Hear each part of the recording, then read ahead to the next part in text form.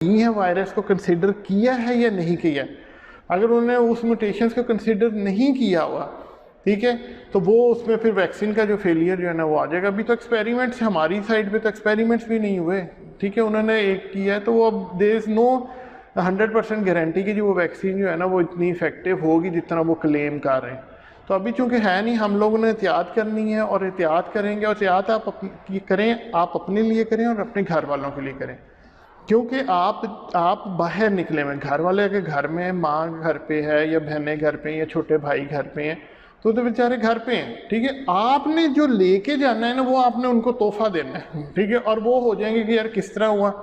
तो आपके से मेरी रिक्वेस्ट ये थी कि जो आप इतना यूनिवर्सिटीज़ वगैरह में हो के दोस्तों से मेरे करके घर जाते हैं, तो इंस्टेड ऑफ मीटिंग समवन, ठीक है, जस्ट गो टू योर जो है ना washroom directly, have a shower, change your clothes, put these clothes into laundry, और फिर बाकी लोगों से आप जो है ना मिलें, ताकि आप मिनिमम रिस्क कर सकें। है मुश्किल काम कि यार हमने रिलैक्स होना होता है, हम थके होते हैं, लेकिन ये होगा कि वही कपड़े आप पहन के बिस्तर पे लेटेंगे, वो बिस्तर पे दे देंगे, क्योंकि कोरोना का डिफरेंट सरफेसेस पे डिफरेंट है, ठीक है, उसकी सर्वाइवल डिफरेंट है। किसी पे सबसे कम सर्वाइवल उसकी जो है ना वो इस पे वुड पे, उसके बाद आपकी जिस तरह हार्ड मेटालिक सर्फेसेस होती जाएंगी उसकी सर्वाइवल उतनी ज़्यादा है, ठीक है। तो लिहाजा एक ये किया करें, दूसरा ये कि जब आप सीढ़ियाँ उतरते हैं या चढ़ते हैं तो रेलिंग पे काइंडली हाथ ना लगाया करें, ठीक है। अगर हाथ लगा देते हैं तो सैनिटाइज़र अपने पास एक एक रखें। अपने मास्क जो है ना, एक मास्क आपकी जेब में होना चाहिए, एक मास्क आपने पहनना हो, ठीक है। सैनिटाइज़र जो है वो आपके पास होना चाहिए, ताकि आप अपने सैनिटाइज़र से हाथ साफ करें, instead of taking sanitiser from other people के जी मुझे सैनिटाइज़र दे दो। अपने पास एक छोटी सी सैनिटाइज़र रखें, जो खाली उसको रिप्लेनिश कर लें या उसकी नई बोतल ले लें, ठीक है। सैनिटाइज़र इतने महंगे नहीं हैं, क्योंकि आपकी जान से महंगा कुछ नहीं, ठीक है। आपकी जान ज़्यादा महंगी, सैनिटाइज़र बड़े सस्ते हैं, तो सैनिटाइजर्स को भी रखें। दूसरा ये कि मास्क को आमतौर पर हम नीचे करते हैं, ऊपर करते हैं, मैंने पहले भी बताया था, काइंडली मास्क को नीचे इधर ना किया करें, ये आपका एक्सपोज्ड एरिया है, ये आपके जितना एक्सपोजर इस पर होगा ना, जो जर्म्स वगैरह का, ये वो आप मास्क जब नीचे करते हैं तो इसकी इनर सरफेस पे वो लग जाता है, वही पे चीज़ आप ऊपर कर लेते हैं, तो यहाँ से जो जर्म्स यहाँ ट्रैवल कर जाते हैं। मास्क उतारना है प्रॉपरली, उसको यहाँ से ना पकड़ें, ठीक है। खाना खाना है, और अगर आपने हाथ में धोना है तो मास्क को ना इसकी जो ये रिबन्स है ना, ठीक है, इससे आप उतार के रखें अपनी साइड में, ठीक है। तो उसको रखें और फिर जो है ना आप अपना जो है ना खाना खाएं और फिर मास्क को कर लें। हैंड वॉशिंग की जहाँ फैसिलिटीज़ हैं हैंड वॉश करें, कोशिश करें कि कुछ लिक्विड सोप के भी छोटा मिल जाता है, अगर आप हैंड सैनिटाइज़र रखते हैं तो लिक्विड सोप का भी अपने पास रखें, ताकि अपना सोप अगर वॉशरूम जाते हैं तो यूज़ योर ओन सोप, ठीक है। बाद लोग ये करते हैं कि इसी तरह ना प्लास्टिक की एक छोटी सी किट ले लेते हैं, ठीक है, जो आपके बैग्स में आराम से आ जाती है, ठीक है। तो उसमें किट रखते हैं, बैग जो है अपनी किसी फ्रेंड को पकड़ा दिया, जो किट है जिसमें एक जो है ना आपका जो है ना वो सैनिटाइज़र है, इसके अलावा टिशू के कुछ पैक एक रख ले, इसके अलावा आप जो है ना सोप जो है ना वो अपने पास रखें, वो अपने साथ जो है ना वॉशरूम में ले गए, वॉशरूम के बाद अपना सैनिटाइज़र या अपना हैंड सोप यूज़ किया, अब टावल्स की बजाय अपना टिश्यू निकाला, उससे साफ़ किया, उसको डिस्पोज ऑफ किया, आगे। तो आप अपनी जितनी सेफ्टी रख सकते हैं उतनी करें, but rest leave it to almighty Allah के क्या होता है, लेकिन अपनी सेफ्टी रखेंगे तो सब सेफ होगा, नहीं रखेंगे तो प्रॉब्लम होगा, ठीक है। तो ये आपकी सेफ्टी के लिए बहुत ज़्यादा। अच्छा, क्रोमोसोमल रेप्लिकेशन, ये this is the second lecture. First lecture जो है मैंने आपको एक आज और भेजा है, वो काइंडली चेक कर लीजिएगा। अच्छा, वो मैंने एक और सॉफ्टवेयर है कैम्टेसिया 9, उसको यूज़ किया था, उसकी वजह से मैंने डायरेक्ट वीडियो रिकॉर्डिंग की है। इट्स नॉट लाइक कि मैंने पहले आपको स्लाइड शो भेजा था, उसमें स्लाइड आगे करेंगे, वो उसको भी मैं दोबारा करके ना उसमें उसको भी वीडियो फॉर्म में भेजूँगा। तो ये वाला जो था इट्स ऑलमोस्ट 259 या 260 MB पे है, वो इधर तो बड़ी स्पीड से अटैच हुआ, आपको डाउनलोड करते हुए ज़रा होगा, तो वो जब डाउनलोड हो जाता करें। मैं कोशिश करूंगा कि यही 20 मिनट्स का 25 मिनट्स का लेक्चर यूट्यूब पे भी अपलोड करूं, ताकि आप उधर से लिंक कर लें, ताकि अगर आप डाउनलोड नहीं कर सके। दूसरा ये कि मैं इसको कंप्रेशन में करता हूं कि कंप्रेस हो जाए, अगर मेरे से मैंने उसके लिए भी सॉफ्टवेयर करनी है तो कंप्रेशन हो जाएगी, तो I will send you a compress version also, ठीक है। मैं सारा जो है ना कंप्रेस करके भी भेज दूंगा, ताकि आपको जो है ना सहूलत रहे, ठीक है। तो दूसरा ये कि कुछ लोग घबरा रहे हैं, वो क्या होगा, किस तरह पढ़ें, ये नहीं वो नहीं फला, वो व्हाट्सएप पर अजीब सी एक डिस्कशन शुरू हुई थी, ठीक है, ठीक है। तो वो इससे घबराने की ज़रूरत नहीं, ठीक है। आई एम इवॉल्विंग, ठीक है। तो हम इवॉल्व करके मैंने सॉफ्टवेयर भी वो डिस्कवर कर लिए हैं। तो हम जो है ना, मैं आपके लिए सहूलत के लिए ना मैं सारी वो चीज़ें करूँगा जिसकी वजह से ना आपको कोई प्रॉब्लम ना हो, ठीक है। ऑब्वियसली मैंने व्हाट्सएप में एक ये भी कहा था कि there always remain a difference between face to face teaching, क्योंकि यहाँ एक और चीज़ होती है, आपको घर में कर रहे हैं या ऑफिस में बैठे एक रिकॉर्डिंग कर रहे हैं, उसमें एक और प्रॉब्लम होता है, ठीक है। दूसरा, अब मैंने रिकॉर्डिंग की है, इसमें देखते हैं कैसी रिकॉर्डिंग आती है। If the recording goes well तो फिर एक ये तरीका, फिर मैं स्टैंड अपना लेके ना स्टैंड पे करूँगा, ताकि ये इस तरह नहीं कि खड़ा रख के कर रहे हैं, फिर स्टैंड पे ना एक प्रॉपर करके तो मैं आपको लेक्चर भी डिलीवर करूँगा, ऑटोमेटिकली जो है ना वो रिकॉर्ड भी हो जाया करेगा, ठीक है। हम सेकेंड लेक्चर पढ़ रहे थे, पहले अपने इंट्रोडक्शन में थोड़ा बहुत चीज़ें कवर की थी, थोड़ी सी केमिस्ट्री थी, कुछ फिज़िक्स थी और कुछ रेडिएशन से रिलेटेड बायोलॉजिकल एस्पेक्ट्स जो है ना वो देखे थे। वो बायोलॉजिकल एस्पेक्ट्स हम और डिटेल में देखेंगे, और उसमें डिटेल में जानने से पहले क्रोमोसोमल रेप्लिकेशन पढ़ना बहुत ज़रूरी है। ये कुछ ने पढ़ा हुआ है उनको वो रिवाइज हो जाएगा, जिन्होंने नहीं पढ़ा हुआ उनको समझ लग जाए क्यों ज़रूरत है। ये जो डीएनए आप देख रहे हैं, ठीक है, डीएनए क्रोमोसोम का बेसिकली एसेट है, ठीक है। क्रोमोसोम जो है वो डीएनए से तो बने हुए हैं, डीएनए जो है उसका लूप्स रिवॉल्व अराउंड कर रहे हैं, हिस्टोन्स के साथ न्यूक्लियोसोम्स बन रहे हैं, फिर वही जो है ये आपस में भी लूप हो रहा है, और उसके बाद कंडेंस फॉर्म में आपके पास क्रोमेटिड और फिर एक क्रोमोसोम है जिसपे सारा जेनेटिक मटेरियल आपका जो है ना कोड हो रहा है। रेडिएशन, ये पढ़ने की क्यों ज़रूरत है? पढ़ने की इसलिए ज़रूरत है कि रेडिएशन जो है ना वो दो चीज़ों पे इफेक्ट करती जाके, अगर आप बायोलॉजिकल उसका इफेक्ट देखना चाहते हैं ना तो दो सिस्टम्स हैं जिनको इफेक्ट करेगी, एक आपके न्यूक्लियस पे वो करेगी नुकसान और एक आपके साइटोप्लाज्म पे नुकसान करेगी। आपके न्यूक्लियस में और आपके साइटोप्लाज्म में, दोनों में, ठीक है, बहुत सारे इंपॉर्टेंट ऑर्गेनल्स हैं। आप न्यूक्लियस के अंदर आपके साथ सबसे इंपॉर्टेंट जो है ना वो डीएनए, ठीक है, डीएनए से आरएनए जो बन रहा है वो भी न्यूक्लियस के अंदर, उसने बाद में जो है ना ट्रांसलोकेट करना है, उसने बाद आना है और फिर उसने प्रोटीन्स बनाना शुरू करनी है, ठीक है। तो आरएनए के साथ आपके माइक्रो आरएनएस भी हैं, लॉन्ग नॉन कोडिंग आरएनएस भी हैं जो डीएनए से बन रहे हैं, तो डीएनए बहुत इंपॉर्टेंट है। फिर सेल डिवीजन के लिए सेंट्रोल्स वगैरह जो है वो, ठीक है, वो भी उसके अंदर मौजूद है। बाहर आप साइटोप्लाज्म में आते हैं माइटोकॉन्ड्रिया भी उधर पड़ा है, माइटोकॉन्ड्रियल डीएनए होता है, ठीक है, वो भी आप डिस्ट्रॉय कर सकते हैं रेडिएशन से। उसके अलावा आपकी राइबोसोम जो है वो अटैच हुए हैं एंडोप्लाज्मिक रेटिकुलम के साथ, ठीक है, रफ एंडोप्लाज्मिक रेटिकुलम के साथ हैं, तो उसके साथ स्मूथ एंडोप्लाज्मिक रेटिकुलम भी है। आप उनको डिसोसिएट करते हैं रेडिएशन की वजह से, तो आपकी प्रोटीन सिंथेसिस फ़र्क पड़ जाती है, आपको जिन प्रोटीन्स की ज़रूरत होती है प्रोटीन नहीं बनती, ठीक है। अब वो प्रोटीन की इंफॉर्मेशन कहाँ से आ रही है? वो आपको ट्रांसफर आरएनए लेके आता है। ट्रांसफर आरएनए जो है वो मैसेंजर आरएनए से इंफॉर्मेशन लेके वो ट्रांसफ़र करता है प्रोटीन्स, और फिर वो आपके जो है ना एक प्रोटीन्स बनना शुरू होती है अमीनो एसिड्स कलेक्ट होके। तो अब आपका रेडिएशन का साइटोप्लाज्म पे भी इफेक्ट है। अगर साइटोप्लाज्म में होगा तो इन ऑर्गेनल्स को वगैरह को डिस्ट्रॉय करेगा। दूसरा, साइटोप्लाज्म में सबसे ज़्यादा तो पानी है, ठीक है, वाटर है। वाटर पे जब इफेक्ट करेगा तो वाटर के जब मॉलिक्यूल डिसोसिएट होते हैं, that makes reactive oxygen species, ठीक है। आमतौर पे हमारे पास 3 एंजाइम्स हैं, ठीक है, कैटालिसिस है, सुपरऑक्साइड डिस्मुटेज है, ये क्या करते हैं, ये हाइड्रोजन पेरोक्सीडेज हैं, ये क्या करते हैं, ये जो रिएक्टिव ऑक्सीजन स्पीशीज जो बनती है ना नॉर्मल प्रोसेसेस के ज़रिए, उनको ये न्यूट्रलाइज कर देते हैं, ठीक है। अब ये एंजाइम भी डिस्ट्रॉय होंगे तो न्यूट्रलाइजेशन नहीं होगी, या एंजाइम डिस्ट्रॉय हो जाए या एंजाइम की कैपेसिटी से ज़्यादा डिस्ट्रक्शन हो जाए तो भी वो उसको संभाल नहीं पाते।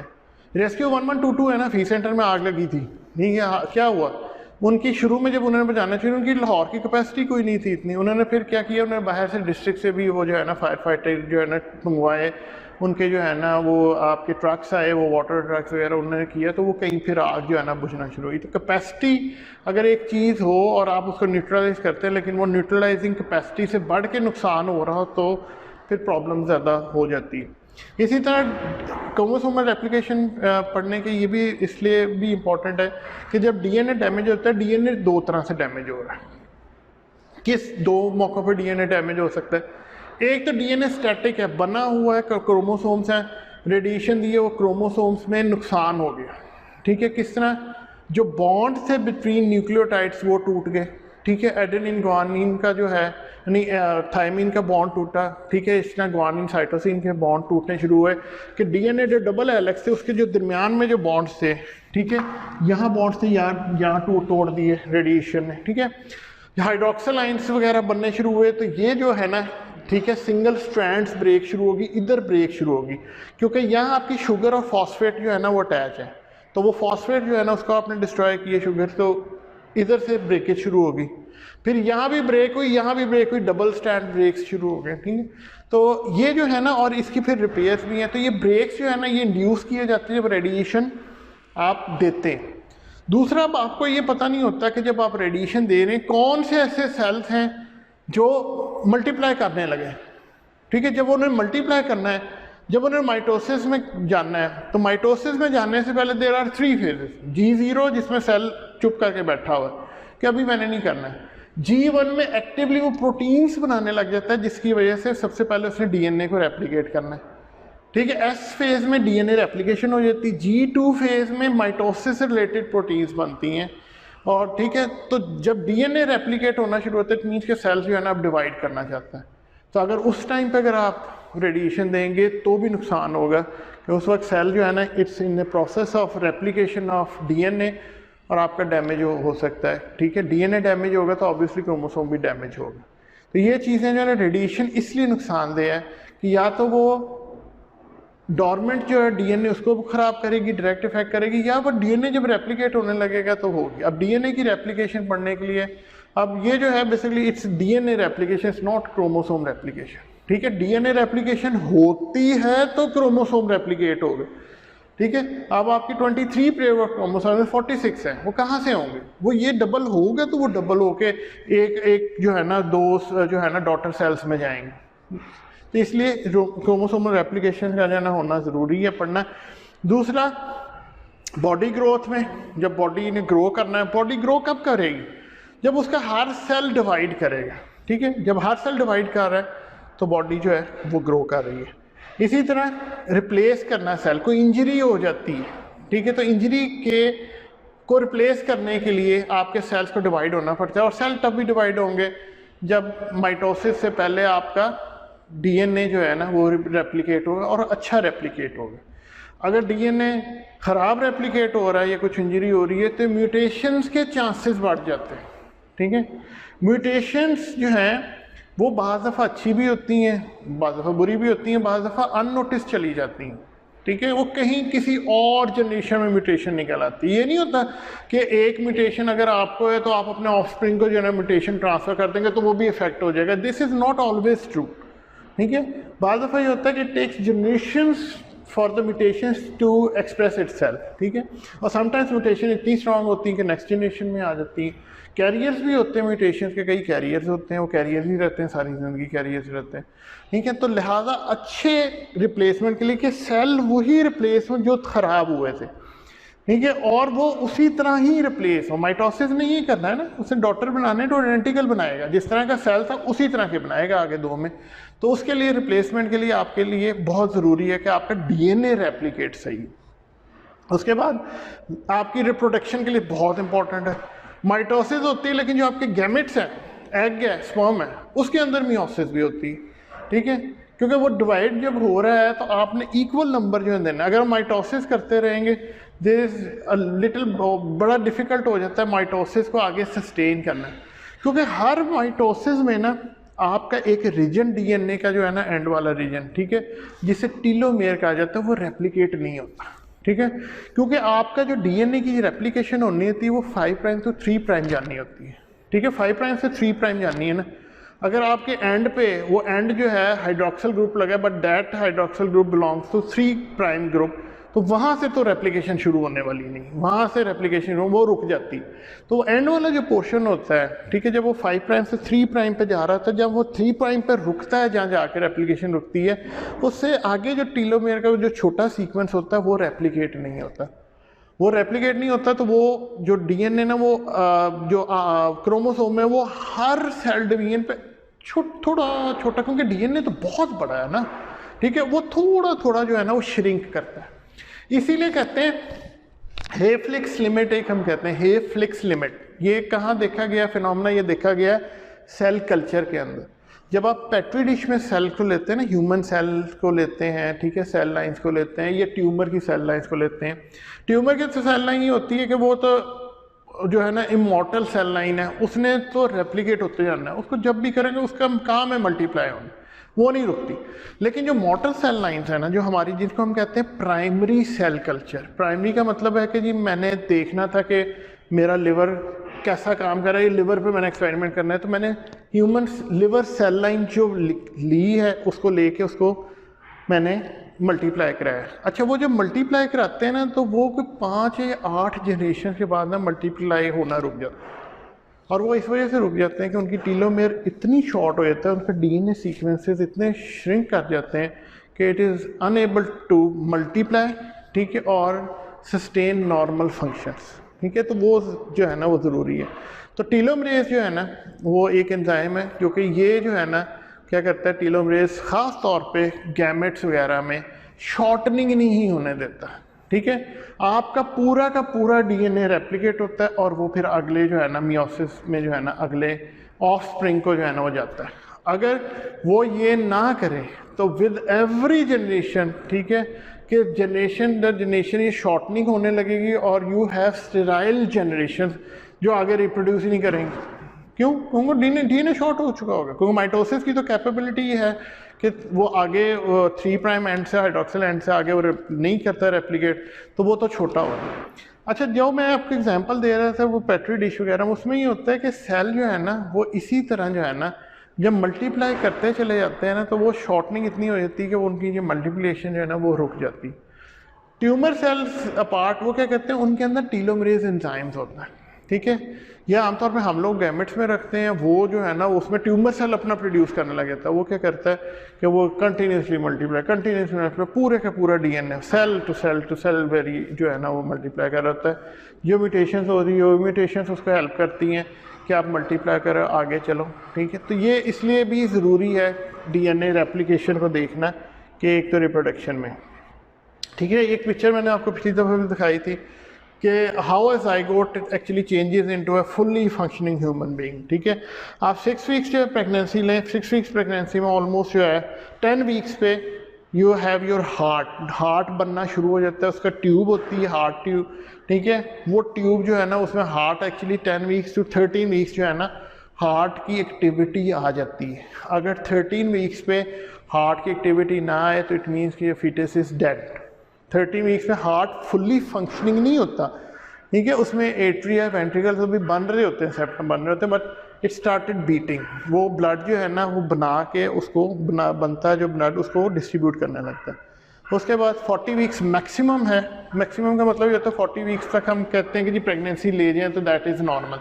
40 वीक से ऊपर प्रेगनेंसी हो दैट इज़ जो है ना दैट इज़ मैच्योर प्रेगनेंसी। उसमें ये होता है कि हमें सी सेक्शन करना पड़ता है अगर कॉन्ट्रैक्शन जो है ना इंड्यूस ना करें, ठीक है। उसमें ये होता है कि baby is large for size, it is very difficult to come out as a normal vaginal delivery. फिर हम जो है ना सी सेक्शन करते हैं, सी सेक्शन, ताकि उस बड़े बेबी को जो है ना वो निकाला जाए, ठीक है। अच्छा, उसके बाद क्रोमोसोम्स देख रहे थे, क्रोमाटीन्स, फिर यू हैव हिस्टोन्स। तो आप अनवाइंडिंग कर रहे हैं, यहाँ से आप अनवाइंडिंग करना शुरू करते हैं और आपके पास क्या होता है अल्टीमेटली जब रेप्लिकेशन शुरू होनी होती तो ये अनवाइंडिंग आके आपके दोनों स्टैंड्स जो पेरेंट स्टैंड्स हैं वो दो वालदैन जो हैं वो अलग-अलग होते हैं, ठीक है। ये जो है, अच्छा अब इसका एग्जांपल, जब इसकी कॉइलिंग वगैरह की एग्जांपल आप देखते हैं तो एग्जांपल उसी तरह जिस तरह आप ना रबर बैंड को ट्विस्ट करें या आप धागे के 2 एंड लेके, ठीक है, उन दोनों एंड्स को जो है ना आप ट्विस्ट करने लगे तो बाज़ दफ़ा ट्विस्ट करते करते एक बंदा उधर से ट्विस्ट कर रहा है, एक आप कर रहे हैं, वो ट्विस्टिंग होते होते ना पहले तो वो ट्विस्ट आराम से होंगे, फिर ट्विस्ट जो है ना वो आपस में एक दूसरे पे ट्विस्ट होने लगेंगे। एक ऐसा मौका आएगा कि वो आप इतना बड़ा धागा लेंगे और ट्विस्ट होके वो छोटा सा जो है ना आपके हाथ में आ जाएगा, वो इतनी सुपर कॉइलिंग हुई होगी, ठीक है। लेकिन उसमें अगर आप कुछ इन्फॉर्मेशन कोड करते हैं, कुछ आप उसको मार्क कर लेते हैं, वो उसके अंदर छुप जाते हैं, उसके अंदर सारी इन्फॉर्मेशन होती है। तो अब इस डीएनए के अंदर क्या इन्फॉर्मेशन है, डीएनए के अंदर जीन सीक्वेंसेस हैं, ठीक है, डिफरेंट जीन्स हैं। अब क्रोमोसोम्स नहीं होते, अब अल्लाह ताला ने 23 क्रोमोसोम्स क्यों रखे, जब आप पूरा डीएनए आपका जो है जेनेटिक्स वो एक क्रोमोसोम्स के अंदर आ सकती हैं, तो 23 रखने का क्या फ़ायदा, ठीक है। ये भी सोचे ना 23 को एक क्रोमोसोम होता उसको सारा फंक्शन कर रहा होता है, होना तो यही है ना कि उसमें सारी इन्फॉर्मेशन है। कुछ जीन्स टर्न ऑन होंगी, कोई टर्न ऑफ होंगी तो आपके स्ट्रक्चर बनना शुरू हो जाएंगे, ठीक है, यही होता है ना कि कोई जीन्स टर्न ऑन होती है। अब आपके डीएनए आप स्किन से निकाल लें, आप आई से निकाल लें, आप हेयर फॉलिकल से निकाल लें, आप बोन मैरो से निकाल लें, आप कहीं से भी डीएनए निकाल लेंगे तो DNA is representative of your genome. ठीक है, ये नहीं है कि जो है ना आपका डीएनए मुख्तलिफ होगा, ठीक है, आई का मुख्तलिफ होगा, लिवर का मुख्तलिफ होगा, ऐसा नहीं होगा, डीएनए आपका एक ही रहेगा। लेकिन डीएनए ने ये डिसाइड किया हुआ है, वहाँ का जो स्टेम सेल है उसने डीएनए डिसाइड किया हुआ है कि मैंने किस वक्त कौन सी जीन्स को जो है ना उनको एक्सप्रेस करना है और किस जीन्स को जो है ना मैंने रिप्रेस करना है। ठीक है, क्योंकि इधर फंक्शनिंग की ज़रूरत है देखने की। अब उन जीन्स को, उन जो आपके अंदर है, उन जीन्स को जिसका वीएन के साथ है, जिसका रॉड्स एंड कॉन्स की डेवलपमेंट के साथ है, उसको एक्सप्रेस करना है मैंने। अब मैं लिवर में तो ये नहीं कर सकता, लिवर ने तो नहीं देखना ना। लिवर का काम क्या है? प्रोटीन्स बनाना, उसका काम है मेटाबोलाइज करना, उसके अंदर एंजाइम सिस्टम्स होने चाहिए। उधर जो जीन्स एक्टिवेट होती हैं वो इधर लिखी होंगी, पड़ी होंगी सारी जीन्स, वो वाली जीन्स एक्टिवेट हो जाती हैं। अब इसके अंदर जो रॉड्स कौन सी जीन होंगी वो एक्टिवेट नहीं होंगी। बड़ा डेलिकेट बैलेंस चल रहा होता है हर एक के सिस्टम, हर एक के अंदर कि आपको क्या चीज़ चाहिए और क्या चीज़ नहीं चाहिए। डीएनए में सारी जीन्स हैं, आपके डीएनए के अंदर सब जीन मौजूद हैं, ठीक है, लेकिन वो कब किस जीन ने एक्टिवेट होना है, क्या सीक्वेंसेस होने हैं, तो वो होता है। दूसरा ये होता है कि जब मैं 23 पेयर्स क्रोमोसोम्स की बात कर रहा था, उसमें सबसे इंपॉर्टेंट चीज़ ये होती है कि आपके किसी भी जीन को एक्टिवेट होने के लिए they have 2 alleles on different chromosomes. ठीक है, हो सकता है कि एक जो है वो क्रोमोसोम 1 पे हो, पी पे हो, एक जो है ना क्यू आर्म पे जो है ना वो क्रोमोसोम 10 पे हो। ठीक है, वो दोनों एक्टिवेट होंगे, लिहाजा एक जो जीन्स की एक्टिवेशन है ना दैट इज बाय 2 एलील्स, और वो आपके डिफरेंट लेवल्स पे पाई जाती है। That's why you have 23 chromosomes. ठीक है, जब हम कैरियोटाइपिंग करते हैं, कैरियोटाइपिंग आमतौर पे मैं भी आके आपको बताऊंगा, कैरियोटाइपिंग हमने करनी होती है कि बाज़ दफ़ा ऐसे डिसऑर्डर्स होते हैं जिसमें लुकीमियास हैं, क्रॉनिक माइलॉइड लुकीमिया है ये, उसमें या तो क्रोमोसोम ख़त्म हो जाता है एक स्पेशल क्रोमोसोम, या क्रोमोसोम जो है वो आपस में एक्सचेंज कर लेते हैं अपने पार्ट्स, पी क्यू के साथ लग जाता है, किसी और के क्यू के साथ, क्यू जो है ना पी के साथ मिल जाता है, जिसमें CML में जो है ना BCR ABL ट्रांसलोकेशन जो है ना बड़ी इंपॉर्टेंट है। उसमें क्या होता है कि उसे कहते हैं 922 ट्रांसलोकेशन। ठीक है, 9P और जो है ना 22Q ये आपस में एक्सचेंज हो जाते हैं। 9th क्रोमोसोम का P जो है ना वो 22 के साथ मिल जाता है, और 22 का जो Q है ना वो एक्सचेंज होता है, ठीक है, उसके 9 के साथ। तो P9 और 22Q ये आपस में एक्सचेंज हो जाते हैं। ठीक है, क्यू क्यू के साथ कर देता है, वो पी उसके साथ चला जाता है 922। इसको कहते हैं फिलाडेल्फिया क्रोमोसोम। तो कैरियर टाइपिंग में आपको बाद दफ़ा ये पता चलता है कि कौन सा किधर है वो, और वो कैरियर टाइपिंग में अगर सिंपल देखेंगे तो नहीं पता चलेगा कि अगर आप black carrier plain carrier typing करते हैं तो उसमें नहीं पता चलता, उसमें आप सिर्फ क्रोमोसोम नंबर काउंट करते हैं, ये उसकी विजिबल को ये अब नॉर्मेलिटी ये क्रोमोसोम की वो नज़र आ जाती है कि पी बड़ा है या क्यू छोटा है। लेकिन जब आप उसको कलर कैरियोटाइप करते हैं ना तो फिर आपको पता चलता है कि ये वाला पार्ट ना इस क्रोमोसोम का ये दूसरे क्रोमोसोम के साथ अटैच है, और उसका ये वाला पार्ट किसी और क्रोमोसोम के साथ है। वो ट्रांसलोकेशंस के लिए आपको फिर कलर कैरियोटाइपिंग जो है ना वो करनी पड़ती है। ठीक है, डीएनए एक तो ये है। अच्छा, डीएनए में सबसे इंपॉर्टेंट जो एंजाइम है वो पॉलीमरेसेस है। ठीक है, अब पॉलीमरेसेस ने जो आपके सीक्वेंसेस को अटैच करना होता है, ठीक है, सीक्वेंसेस बनाने होते हैं, इसने रीड कहाँ से करना था? 5 प्राइम टू 3 प्राइम। ठीक है, अच्छा, होता ये है कि जब आप 2 क्रोमोसोम्स के एंड खोलते हैं, पीछे चलते हैं ये वाले एंड, अच्छा जब एंड खोलने लगते हैं, ये मैं आपको ओवरव्यू दे देता हूँ, फिर हम आगे जो है ना उसको देख लेते हैं। ठीक है, अच्छा टाइम भी हो गया, चल आगे देख लेते हैं। अच्छा, जब ओवरव्यू होता है ना, इसमें ये वाला जो आपका ऊपर वाला एक स्टैंड जो है ना, that stand is running from 5 prime to 3 prime. ठीक है, अब इसके अगेंस्ट है ये 3 प्राइम टू 5 प्राइम जा रहा है। ठीक है, ये जब आपका अनवाइंडिंग शुरू होती है ना, तो ये जहाँ से ये खुलना शुरू होता है ना, ठीक है, ये डबल हेलिक्स जहाँ से खुलना शुरू होता है, इसे कहते हैं रेप्लिकेशन ओरिजिन। यहाँ से रेप्लिकेशन शुरू होनी है जी। अच्छा, अब इतना बड़ा डीएनए है तो इस पे एक जगह से शुरू हो तो टाइम लेगा। ठीक है, कि मैंने यहाँ से रेप्लिकेट होना है, वो करते करते टाइम लेगा। इसी तरह के रेप्लिकेशन ओरिजिन्स जो है ना डिफरेंट डीएनए में साइट्स हैं, उनके स्पेशल सीक्वेंसेस हैं जहाँ से रेप्लिकेशन शुरू होनी होती। तो एक यहाँ से अगर रेप्लिकेशन शुरू हो रही है, एक यहाँ से शुरू हो जाएगी, एक रेप्लिकेशन यहाँ से शुरू हो जाएगी, इस तरह मल्टीपल साइट्स होंगी जहाँ से जब रेप्लिकेशन होती है तो वो इकट्ठी शुरू होंगी रेप्लिकेट होना। तो ये वाला जो है ना this region is called replication origin, ठीक है। अच्छा, अब यहाँ से ये खुलता है तो यहाँ से अगर ये खुलना शुरू होगा तो it will make a bubble, ठीक है, बबल लाइक अपीयरेंस आएगी। ये तो उन्होंने वैसे खोल दिया ना, आप इसको रखें और इसी तरह उधर से आप जो है ना उसका रेप्लिकेशन ऑफ रीजन जो है ना उसका खोलते हैं, तो that is called replication bubble, जो आपको इस तरह नजर आता है, इधर से भी खुल गया, इधर से भी खुल गया, रेप्लिकेट जो हो रहा है, ठीक है, रेप्लिकेशन बबल, रेप्लिकेशन। अब ये जो है ये आपको क्या लग रहा है, कांटा लग रहा है ना, ठीक है, ये वो वाला कांटा है जो आमतौर पे बारबेक्यू के लिए यूज़ करते हैं। एक तो हमारे तो 3 फैंक्स होते हैं ना, ये वो वाला है जो 2 वाला होता है, ठीक है, जिससे आप जो है ना बारबेक्यू को फिक्स कर रहे हो। तो this is called replication fork, ठीक है, ये को फोर्क रेप्लिकेशन फोर्क लगता है ना। रेप्लिकेशन ओरिजिन होगी, रेप्लिकेशन फोर्क होगी। रेप्लिकेशन जब शुरू होती है ना तो शुरू होने के लिए कुछ प्रोटीन्स के ना रेप्लिकेशन प्री रेप्लिकेशन कॉम्प्लेक्स, इसमें बहुत सारी प्रोटीन्स हैं, ठीक है, वो भी आपको याद रखने की ज़रूरत नहीं है, मॉलिक्यूलर बायोलॉजी की डोमेन है, वो आपको बताएंगे। आपने यह याद रखना है कि प्री रेप्लिकेशन कॉम्प्लेक्स एक बनता है, ठीक है। प्री रेप्लिकेशन कॉम्प्लेक्स वो करता है, वो यहाँ से आता है, वो इसके साथ अटैच होता है कि यहाँ से रेप्लिकेशन होनी, रेप्लिकेशन ओरिजिन से ना यहाँ अटैच हो जाता है, ठीक है।